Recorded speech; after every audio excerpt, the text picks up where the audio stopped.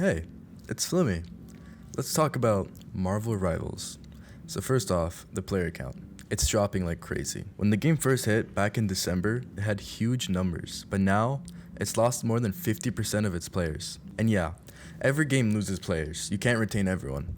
People play new games, return to old ones, and the honeymoon phase eventually ends. What's concerning is the amount of people leaving so fast. Steam charts and other sources show a massive dip right after Season 2. Why? Because that update it ruined the game. A bunch of changes came in that just didn't sit right with people. Characters fell off, some got overly buffed, and people started noticing the matches felt more like steamrolls rather than fair fights. Speaking of steamrolls, let's talk about the balancing changes, or the lack of it. 1 second, you're destroying the other team. Next match, you're getting absolutely obliterated. And it's not just skill issues, it's this little small thing called EOMM, or Engagement Optimized Matchmaking. And yeah, it's exactly as manipulative as it sounds. EOMM isn't trying to give you a fair, balanced matches. It's not here to test your skill or reward improvement. It's literally just here to keep you playing. The idea is, if you win too much, the system throws you into losers queue, which are painful losses to balance out your experience, and vice versa, obviously. Basically, it keeps you in this yo-yo of wins and losses to mess with your brain and keep you hooked. Does that sound familiar? That's why you'll have one game where you're absolutely popping off. You're thinking, oh, I'm so cracked at this game, I'm so good. And then the next one, you get teammates who barely know how to move, and the enemy team is just full of like celestial sweats while you're stuck in diamond. It's not random, it's engineered.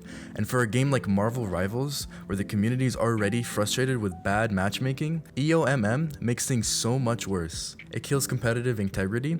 Like, why would I try to improve or climb when the system literally doesn't want you to get good? It's rigged to keep you at average, not to reward skill, and when people catch on to that, they quit. Because it stops being about gameplay and starts feeling like you're being manipulated. The only way to get past by EOMM is by literally spending an unholy amount of time in the game. Like just by playing games over and over and over again. Just for 12 hours a day, for example. That's why you see streamers get to Celestial, Eternity, and even top 500. They literally just play the game over and over. It's their job. Another thing is hero balancing. The devs did state previously that they balance the heroes for fun and casual play. Not only that, but they choose to neglect certain unpopular characters and focus on the more popular ones. There are real problems with how the characters are tuned. Some are just flat out better, while others feel like filler. The devs have this massive roster which sound great in theory, but without tight balancing, it turns into chaos. Here's an example. In the Season 2.5 balance changes, the devs decided to nerf every single dive DPS character in the game except one, Black Panther. Why? Because he's the worst hero in the game. There are about 39 heroes in Rivals, and I think around 33 counter Black Panther. He relies solely on one ability to stay alive and output damage. It's his spare rent. He has many bugs with him, and the most notorious is the no reg dash bug. They haven't fixed this. It's been here since beta, and they've yet to fix it. The devs decide to ignore this entirely, but they let an immortal Iron Fist run around the map, killing everybody. Now the community. Yeah, it's pretty bad.